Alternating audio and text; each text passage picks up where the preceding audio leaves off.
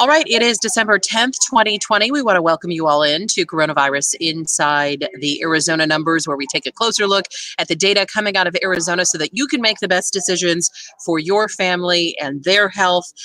We are awaiting hopefully some word from the FDA at this point. Of course, the emergency use authorization coming out for Pfizer at this point. It has not been officially approved just yet, but let me just tell you, those trucks are ready to go, ready to ship at the moment that they can send those doses out, that they get that emergency approval. We've been watching things start to happen in Canada and also the UK. We'll talk more about that throughout the hour, but we want to start where we always do, Garrett, with your analysis of the numbers here in Arizona, starting with that first summary page for how things look today in Arizona.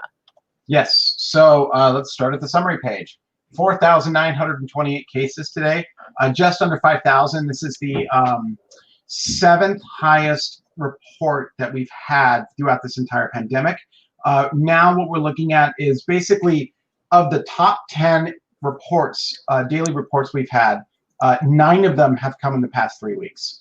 There's only one report from July now that makes it in the top 10. Everything else has been replaced by these December reports. And just to remind everybody on the time frame here, from infection to for those who might lose their life in this, it's usually 17 to 21 days. So that's kind of the time frame in this. Sadly, we're going through the holiday season, and it's a difficult time for everyone to be in a pandemic, let alone to lose someone they love. So that's why these numbers and cases are so concerning at this point.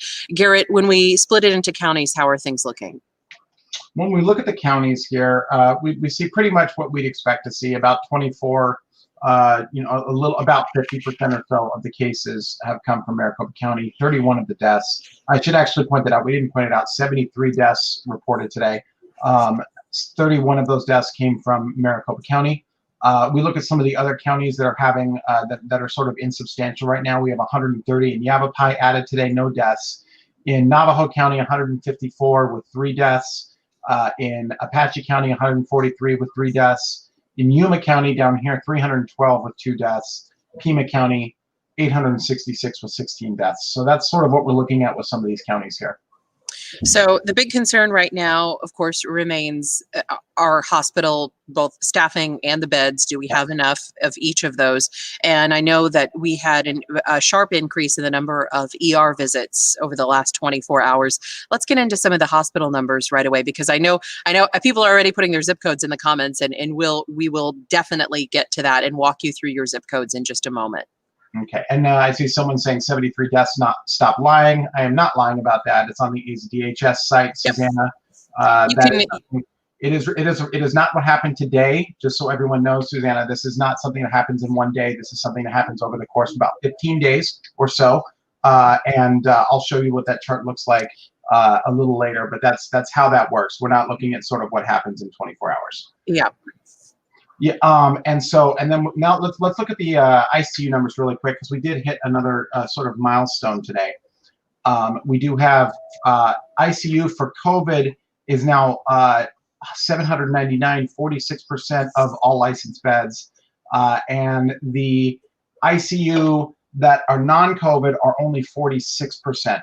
So at this point, we do now have slightly more, 45%. I'm sorry, I clicked on the wrong one. 45%. So there's now more COVID-19 patients in the ICU than there are non-COVID-19 patients in the ICU right now. Yeah, and that it becomes a concern for care for anyone who is looking for space, whether they're there for COVID or not. But how much headroom is left in this number? They are keeping it they are doing what they can to keep this number at about 10%. You can see it has popped up to 8% headroom a couple times, but you can kind of see the hospitals are doing what they can to keep this number via bed management system or whatever they're doing at around 10% headroom. And what I'm told by a lot of doctors and emergency room people and people that actually work in these areas is say that really 90% is close to 100% for them, because licensed beds don't equal staffed beds. So Right. they're only really able to staff 90% of the beds. So they really are, in a way, at capacity right now. Yeah, we heard from Marjorie Bessel yesterday, from one of the largest hospital groups. They're trying to hire 400 people. I cannot imagine in the middle of the pandemic, also, managing your patients and managing a hospital, but also trying to bring on a staff of not just a few, but hundreds of people to care for Arizonans. So I get a lot of questions, Garrett, about St. Luke's, and we did a story on that this week. For those of you who missed it, St. Luke's was the facility that was set up to care for this influx of patients. People are saying, what happened? I see the building there, but I don't see people being treated there. It has not yet been activated. So let me walk you through what happened there. They set it up for 339 ICU beds at the beginning of the pandemic. Then they moved it over to be sort of a step-down facility. So after you've received care at a traditional hospital, and you still needed care, it would be a step-down facility. So after you were in the hospital, it has become an option of last resort. They say that they could have it ready in 7 to 14 days, that the contract just needs to be activated. But a lot of people are saying, why are we not activating it at this point? This needs to be activated. If that were activated, it would make 235 beds, again, as a step-down facility. So wanted to answer those questions, because I see a lot of questions about St. Luke's. So that's where we stand with that. We're going to get to the questions in just a little bit, other questions that are coming in just a little bit.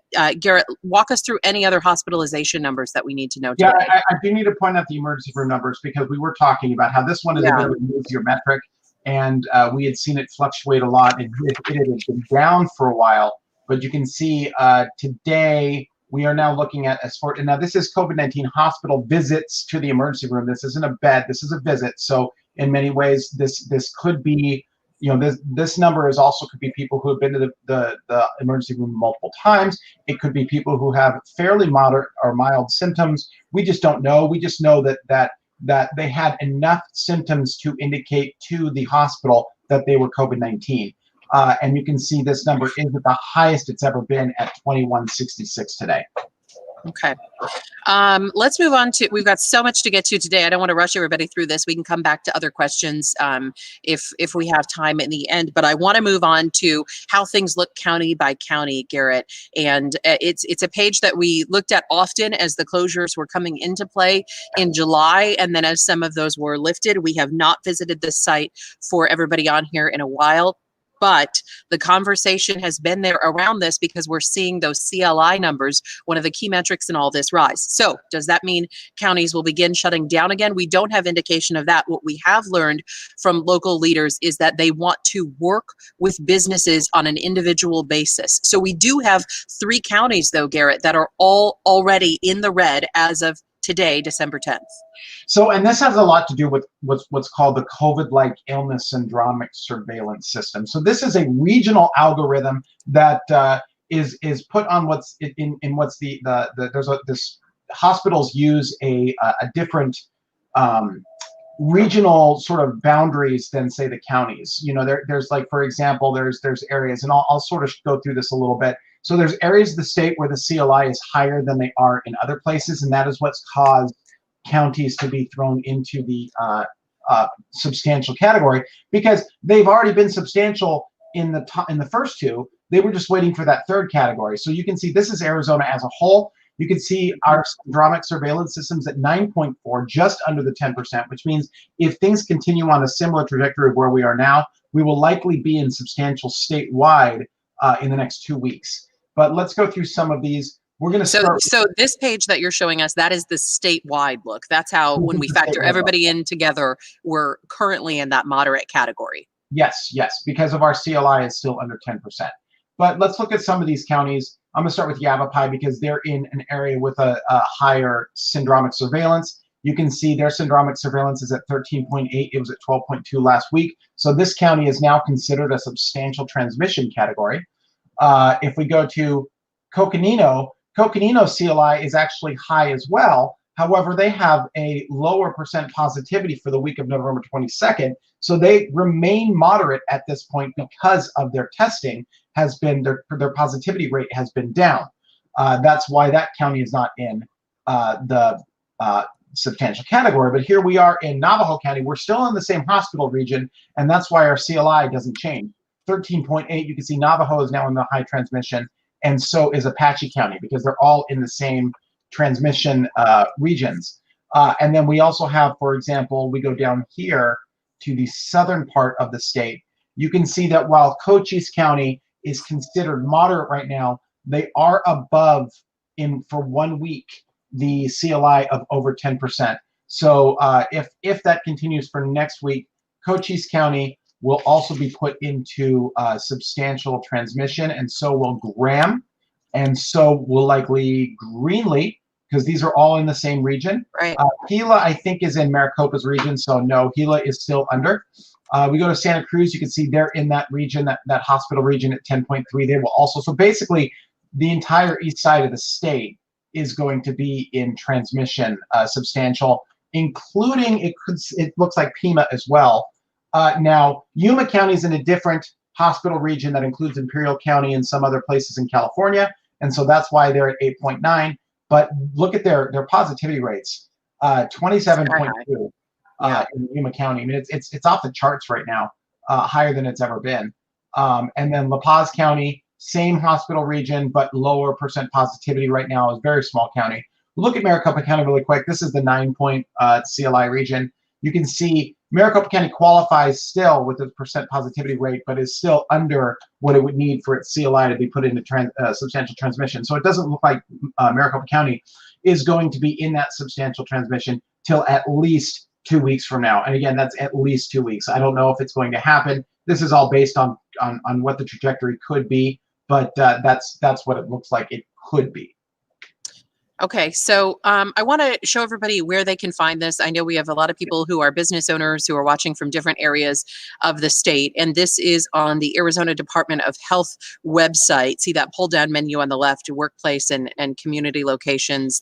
That'll get you into that specific site if you want to check it. It is updated once a week, so it's not something that you'll need to check every day, but you know, we haven't visited this in a while, so I wanted to remind all of you that this resource is here for you if you want to look a little bit closer at your particular county. Okay, so let's get into a few of the zip codes. I know so many people are waiting for this, and that CLI will really sort of affect some of these numbers as well. It is still at 9 on this page as well, Garrett.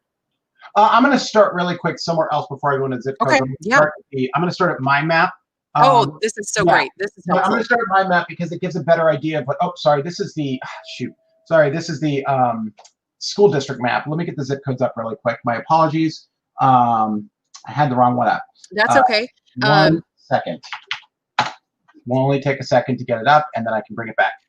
Sorry about that. That's okay. And thank you, Caroline, for that sweet comment. She writes, thank you, ABC 15 Arizona, for sharing factual and very informative news about such a serious pandemic. We are happy to help. I know that there's a lot of data out there and it can be hard to make sense of it all. So that's our aim every single day, weekday that we join you here to help you better understand some of these numbers. Okay, so here's the zip. I see why you can confuse the two maps. Yeah, I mean the color coding is the same. Yeah, yeah. I had the I had the Unified School District map up, so I'll show that in a moment. But let's start with the zip codes. You can see there's actually been. I'm going to start with the East Valley because that's where it was the worst last week. You see the East Valley. For the most part, the East Valley has the transmission has gone down slightly in most of the zip codes in the East Valley, or it's stayed fairly level. If you look at these, like for example, 85233, it went from a 475 to a 456, and that's pretty much the story of the East Valley.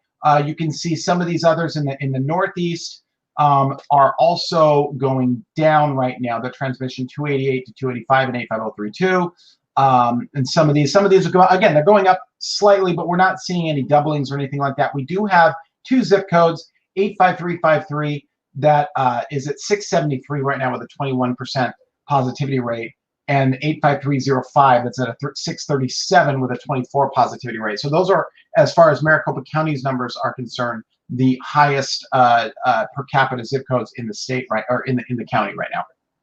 So Garrett, this corner that we had our eye on, the southeast corner that had such high numbers, that was sort of south of US 60 and east of Gilbert.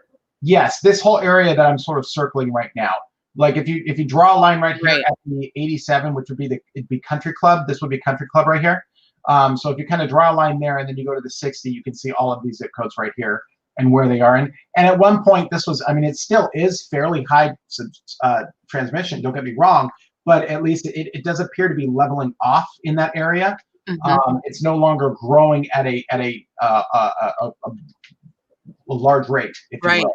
I was thinking, trying to figure out a good word there, but yeah. Well, these two districts that are in the darkest color in the center there, do we know what's happening there outside of just really high numbers? Are you talking about? Yeah, 85, yes. I do not know what's going on in that particular zip code right now to have those numbers. I know what I can tell you is that yesterday AZDHS made some adjustments to their the way that they calculate zip codes, and they collect data for zip codes, and it actually made a lot of changes to how the zip codes are kept, and it moved, like, say, 85009. I'll get to John in a second. Sorry, 85009 used to be a very high number of cases in 85009, and then because of this changeover, it switched it completely, and now 85009 went from 7,000 cases to 4,000. Now, again, before anyone thinks that I'm saying that they removed 3,000 cases from COVID-19, they did not. All of the totals remain the same. They just shifted the case numbers to where the actual residence was instead of where it was at the lab or the the laboratory. It was at the hospital. It was somewhere else. But they finally went through and put these cases where they belong. And so these are not, oops, we got rid of 3,000 cases. This is, we're putting them in the zip code of residence rather than the zip code of testing or the zip code of whatever else. Yeah, a truer address, if you will. Understands that before I get, yeah, absolutely. Someone thinks that I said that. All right, so let's go. You want to go to RT? Yeah, let's do that. And I saw someone commenting before. I think it was Brant. Yeah. Question. I'm sorry. I think John was looking at year over year. Yes. So I haven't updated that in a while. Let me see if I can do that. So basically, Garrett, I mean, just to sort of answer his question without pulling up all the graphs that we don't have handy for this particular question, year over year, we saw a sharp increase over the summer, and one of those concerns was not only we had record high heat, so it was a concern that maybe that's what some of those deaths could be attributed to. We see that every summer, especially in a record heat summer, but also there was just a massive increase in death over the summer, and trying to figure out what all that is coming from, whether it's coronavirus or heat or whatever here. And I'm going to have to, there is year-to-date numbers, John, and because of the election, I was sort of pulled off of that, sort of those ancillary COVID-19 numbers and some of that stuff. So I will go, thank you for reminding me. I will go back and see if I can find the year-to-date numbers, and they should be published. It's December 10th, so actually we should have numbers coming out in November, at least the estimated statistics for November back. So I'll go back and update that and see what I can find for you. Yeah. And there was something else we were just, the RT. Yeah, we do have to go. We are all over the place today. Apologies to everybody. And then I felt bad for. No, yeah, I know. We want to get to all the questions and comments, and that's what we aim to do, is to get these answered for you. And Brant posted a little bit earlier. He had checked the R naught, and he saw what we were talking about before we came on air here with all of you. Is that there we are, last spot again. So this doesn't happen very often, but right now, and again, we talk about how this fluctuates for day to day, not very much, but right now, because of the calculations we've had in the last week, our RT as of right now is at 1.22, and it is, as you can see, the highest of all the other states, and what they're doing to calculate this. So yeah, but I mean, last place, here we are again. Yeah. I just wonder if there's any other states that have fluctuated that much, have been in in the last spot and in the first spot. For example, for the entire thing, I would actually say that California has also been in a situation similar to ours. Massachusetts, actually, all three of us right here have been. If you remember, all three of these states have been down here before several times. So we definitely are in sort of related company right now.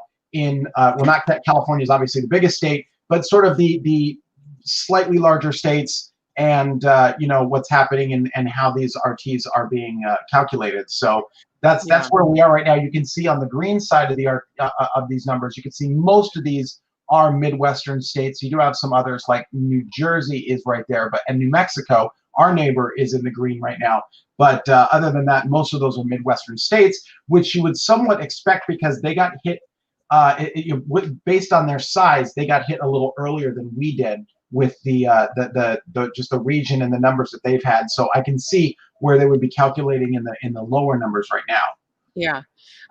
So let's talk testing. And I want to get to something that's happening right now. Maybe some of you ran into this today. You went to go get tested. It's shut down. When we have rain in Arizona, man, it hits us hard.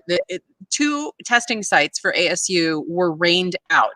So they had one over at 56th Street in Van Buren, that's over by the stadium, and then they had the other one in, is it lot 59, lot 49? It was part of my nightmares when I went to ASU to park all the way out there. Now it's kind of right in the middle of school, but the lot that's out near the stadium there, that had to be shut down because of all the rain. So those two places were closed. If you went to go get tested today, they're asking you to rebook. They did have some damage to the computers because of all the rain out there, so that's why they just had to scrap that for today. Apologies, just rebook. They also have one, I believe, set up for tonight to try to get everybody who was tested, who wanted to be tested. So the site to do that, you can go back on the AZDHS site, or if you set up the portal when you joined to get tested through ASU, you can rebook exactly through that. Yeah, Lori writes, that's the good news though, we need rain. Yes, true. We have not had rain in so long. So go get rebooked, go get tested if you weren't able to. But our testing numbers overnight, Garrett, were still high. We were approaching 19,000 test results that came in for us. Yes, I think if I look, let me see if I can grab this really quick. Our diagnostic testing, we were in the top 20 for testing today. We still are fairly high for testing, but we are actually, there's a bit of a leveling off going on with testing right now. I wouldn't say it's lower, but I would say we're definitely experiencing a leveling off. And I don't know what that is about yet. Let me show you the numbers.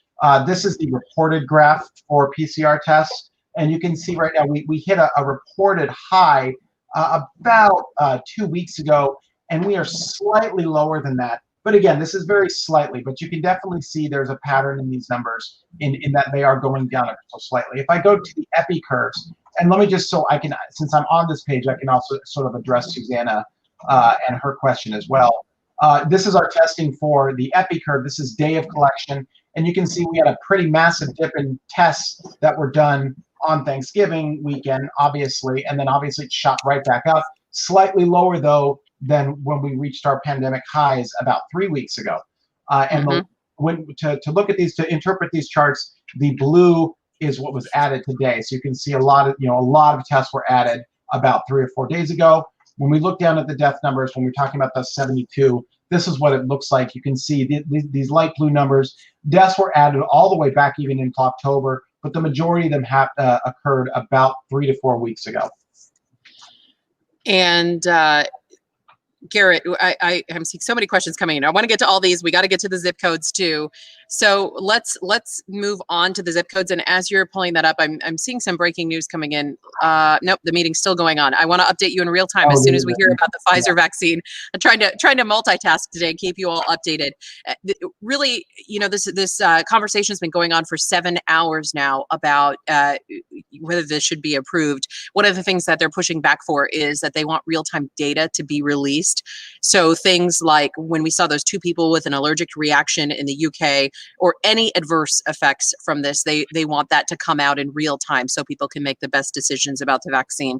As we mentioned, 2 people with a severe allergy in the UK. So they're saying somebody who carries around an EpiPen has that kind of allergy. This particular mode of the virus, of the vaccine, so Pfizer's, would not be for you at this point. There are other vaccines that are, of course, in the works, but this one for Pfizer, if you carry an EpiPen, this probably would not be for you at this point. So if you have a severe allergic reaction to food, medicine, or vaccine, this isn't just like, I don't like whatever, or this you know, it's a severe reaction. So want to be clear on that, but that's one of the things that they're pushing for. If we hear anything about that coming through, we'll of course pass that along throughout the hour.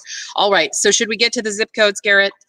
Yeah, let's just go right into the Maricopa County we'll map. let you guys start punching your zip codes in. We'll walk you through it. One thing I do want to mention, we're lucky enough to get this information from Maricopa County. So if you're typing in a zip code that's outside of Maricopa County, unfortunately, that information is not coming from this map. There are some other places you can find that from your local health department from that particular county.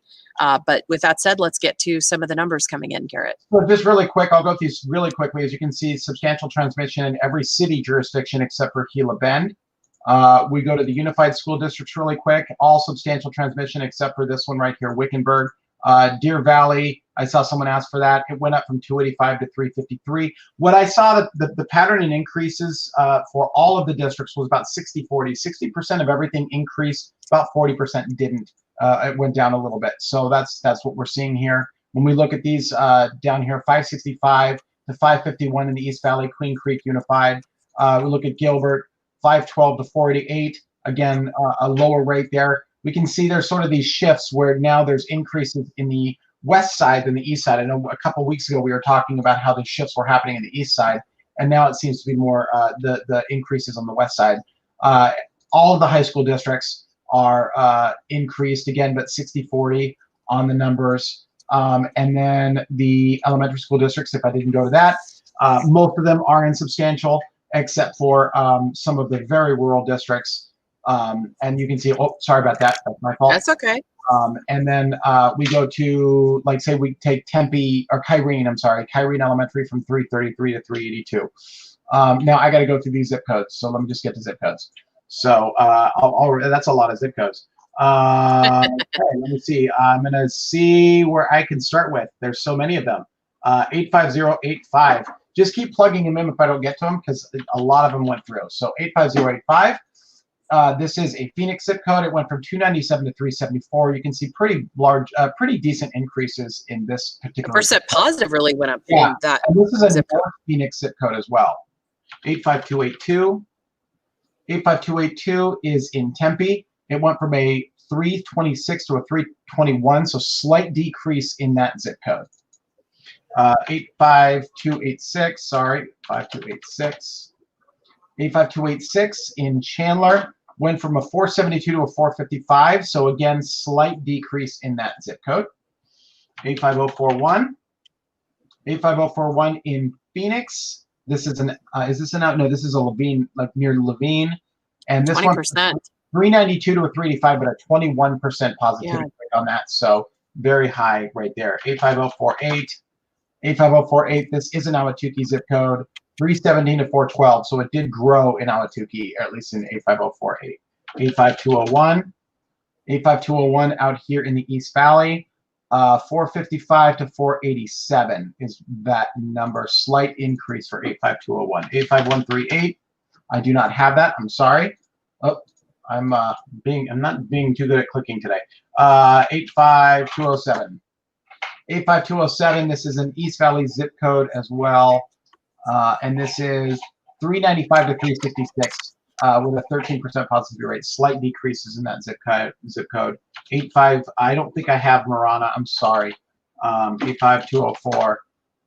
85204 is right in the middle of Mesa. That went from a 502 to a 450, so that actually did decrease. 5042. 85042. This is a South Mountain zip code, 292 to 396. So that's a pretty large increase with what we have in, what we've been seeing with these increases. They've been a little less. That one's pretty substantial as far as the size of the increase. 022. 85022. This one from a 251 to a 242, slight decrease in that zip code. Let's see. 85033.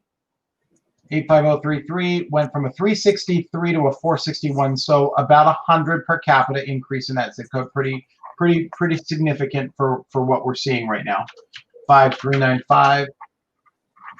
85395 is a West Valley zip code, it looks like. Goodyear, 329 to 266, so that is a decreasing zip code. 85224. 85224 went from 372 to 446. That is an increasing zip code. Let's see, 85024. 85024. This 254 to 323 in a Phoenix zip code near Union Hills, North Phoenix. It is an increasing zip code. Let's see, 85018. 85018. This is a downtown Phoenix zip code, it looks like, and this one is 287 to 350. So this is an increasing zip code. Garrett, I just want to interrupt you really quick. It looks like the FDA panel has recommended authorization of that Pfizer vaccine. So that vote just coming down. This is for people in the U.S. over 16 years of age. So just wanted to update you on that development just coming in. FDA panel does recommend that. It's no surprise. We pretty much knew that this would be happening. I can tell you that the trucks are ready to go. They are ready to ship these vaccines out as early as tomorrow. And the first American outside of clinical trials getting that shot tomorrow as well. 2.9 million doses ready to be shipped. One interesting note, we'll get back to the zip codes really quick. They have, UPS and regular shippers taking these things out. They have sensors on them to broadcast back to headquarters at the shipping facility if it goes under the temperature that it's supposed to stay at, or over, I should say, in this case, because it's absolutely so cold. But just wanted to update you on that. That just coming in. So some better news and us getting closer to having this all over with. All right. Oh, Mimi, thank you. Mimi writes, you guys are awesome. Thank you for taking the time to do this. You're the only news station that seems to be willing to take the time to share this info for your viewers. Mimi, thank you so much. We're committed to keeping you all updated and taking an hour out of each of our days to do this. So thank you for saying so. All right, let's get back to some of these numbers. 85048, 317 to 412. So that's again Ahwatukee, increasing zip code. 85308. This is sort of a West Valley zip code from 288 to 278. So really level, barely any increase or decrease in that zip code. 85050. 85050, again, North Phoenix from a 288 to a 285. Slight decrease, but really more level than anything. 85282. 85282 went from 326 to 321. So again, more leveling off. There's this one is a level zip code from about 320 to 321. So barely any decrease there. 85215. I should not have an 859. 85295. Is that what I'm looking at, or 15? What did I look at? Let's see. 215. 426 to 358. That is a decreasing zip code. 374. I do have that one. Okay. 85374. This is a Sun City zip code from 229 to 285. So that is an increasing zip code. 85354. 85354. This is a rural zip code. 246 to 135 with a 15% positivity rate. So that zip code is lowering. It's actually getting close to moderate to an extent. 853. Oh, I already did 85354. Sorry. 85037. 85037. Another West Valley zip code from 459 to 493 with a 22% positivity rate there. So 85335. Again, all of the CLIs is going to be a 9%. Just so everyone knows. 85335 El Mirage. That's a 255 to a 334. So that is an increasing zip code. 85301. I should not have an 856. That is a Tucson zip code. 85301 from 309 to 348 with a 21% positivity rate. So that is an increasing zip code.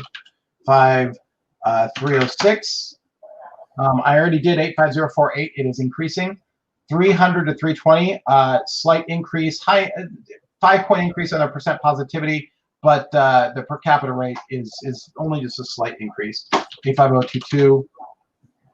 85022 went from 251 to 242. That is a decreasing zip code. Again, 40% of these are going to be decreasing zip codes, or about 30%. I think it's actually a little lower on the zip codes. 337 to 278 for 85304. That is a decreasing zip code. Let's do a couple more. 85205. 85205 from 411 to 427. Slight increases in that zip code. And let's see, 85043. 85043 in Phoenix. That went from a 441 to a 444, essentially staying level. The positivity rate actually went down a little bit there too. 85122. I do not have 85122, sorry. 85338. 85338 is Goodyear, and this went from a 392 to a 355, so a slight decrease in that zip code. And then finally, 85015, Maria, that one is a downtown zip code, and that went from 379 to 362, so a slight decrease in that zip code as well. So as I said before, about 40% of the zip codes went down, 30 to 40% of the zip codes went down, and about 70% went up. So. Okay, good overview. Thank you for that, Garrett. Some people were still asking outside of, I think Ellie was traveling outside of the state. Yeah, can you check outside Maricopa? You have to check with that specific health department. We're just lucky enough to get this from Maricopa County, which is why we want to bring it to all of you. But Sashi's traveling to Munns Park, so safe travels, Ellie. Thanks for. County does have a COVID dashboard that does have zip code data. We only go through it because Maricopa County, but if you do reside in Pima and you're watching this, you can find the zip code data in Pima County. It has a different coloring scheme, slightly different way of presenting the data, but it's still there if you're down there. Okay, and I'm glad that we're talking about this. It's taking me into schools. People are asking how come some of the schools aren't shut down. So most of these schools were following these metrics, and then a whole slew of schools started their own dashboards where they were plugging in the numbers within their schools, and that can be discussed whether you like that method or not, but they have their own dashboards on there. So the best place that we can say to go to check what your school is doing is, of course, check with your school. But if not, if you just want kind of an overview, go to abc15.com/schools, and we've got more information on the closures and changes that are happening. They are literally like, I used to be able to update them for you on here, but now they're happening so often, so fast that it's easier to say, go look over there because I don't want to miss one that you're watching closely. Let's see. Okay. Seeing so many questions and comments come in. I want to get to all of them. People asking about when you're going to get the vaccine for your particular group. So right now we don't have enough.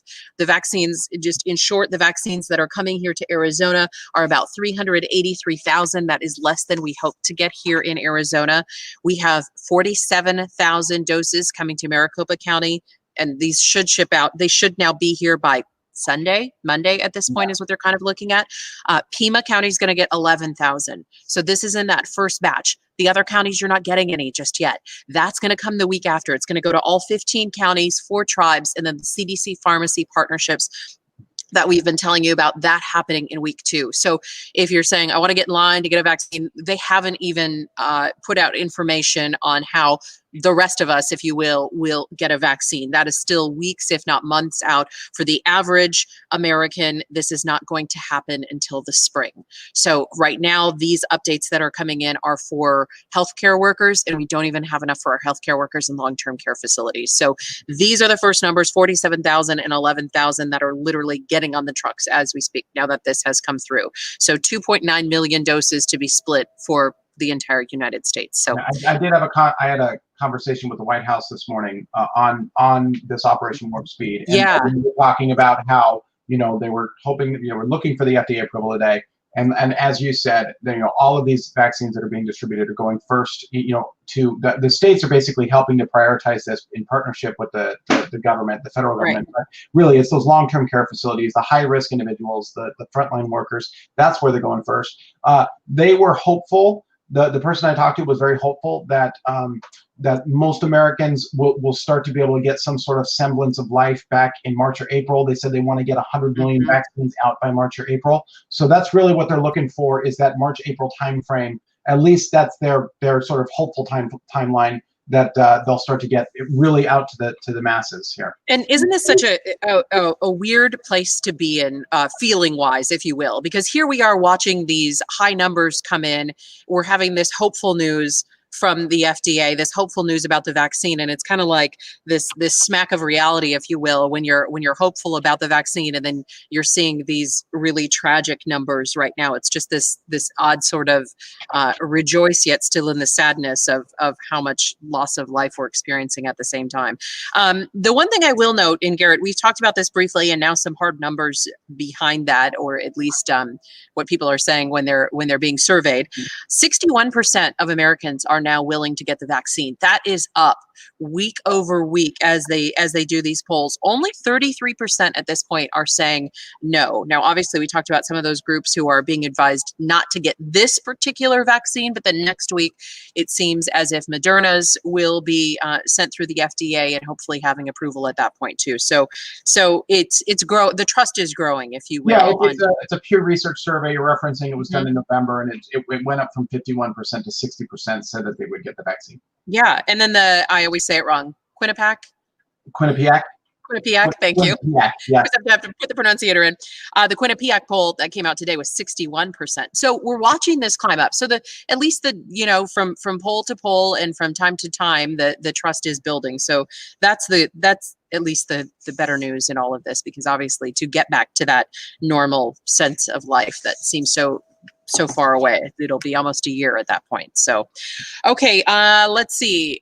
We just have a matter of like seconds, if not minutes left. I do want to highlight one more thing of interest that our news partners at KTAR have been reporting today, that the Yuma La Paz prison saw half of their inmates testing positive. So they have about 1,000 inmates, and they saw more than half of those people testing positive. So one of the concerns that we've been talking about all along, that something like this could spread massively inside a prison unit, is apparently the case, at least in Yuma La Paz, and could count for some of those numbers that we've been tracking, Garrett, if they've already been reported in. Yes.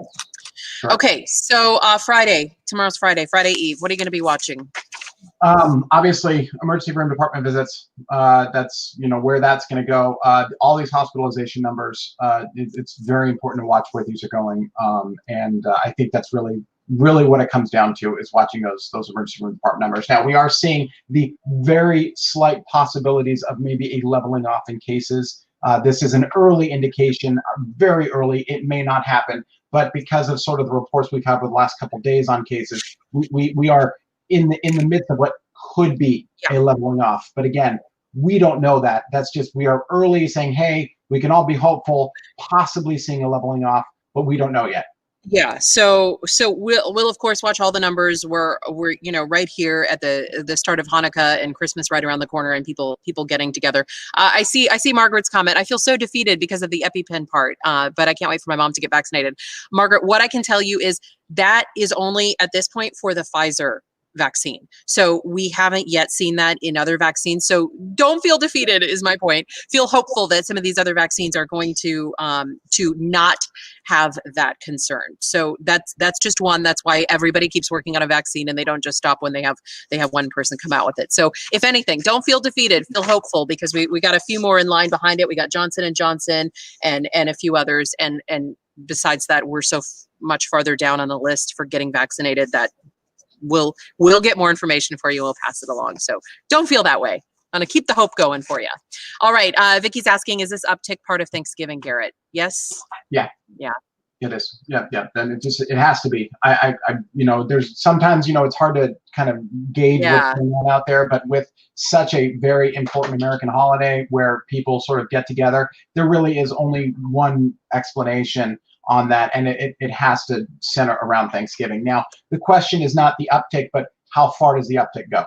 That's really what it comes down to, is are we at the sort of the where we're seeing the peak of this uptick and we're going to start seeing a leveling off, or does it continue? That's the important question, not the sort of, the convergence point of where it started at this point. Yeah. Okay, so I know some people were asking about the modeling going forward, and we didn't have time for that today. I am not here tomorrow. And apologies, you guys will be able to go over it. So, yep, no problem. So to everybody that stuck around, that's we'll try to get to that, or they'll try to get to that tomorrow. I'm so sorry. I've been taking so much time off. I've been doing so to try to help my school-aged kids who their school only opened for about 2 weeks in this whole year. So we've been really doing the at-home thing pretty heavy. So it's taking a village inside our household. So just the 5 of us working hard. So I'm going to be off tomorrow to help them with that. Okay, so thank you so much for joining us. We want to remind you where you can contact us, even over the weekend. Never, even when there is a day off, though, Garrett, there's not a day off. And you can see that reflected on Garrett's Twitter page, because all of those updates come there. His Twitter account @Garrett_Archer. Mine is Katie Rammel. And you can also reach me on Facebook at facebook.com/news from Katie. And then our very latest coronavirus reporting and this hopeful news today coming in on the FDA recommending authorization for the Pfizer vaccine emergency use authorization. You can find that reporting on abc15.com/coronavirus. Remember, our next newscast comes up in just a matter of minutes here at 4 o'clock, also at 5, 6, 9, and 10 p.m. Thank you so much for joining us. Back tomorrow, same time, same place. In the meantime, wear your mask. Be safe.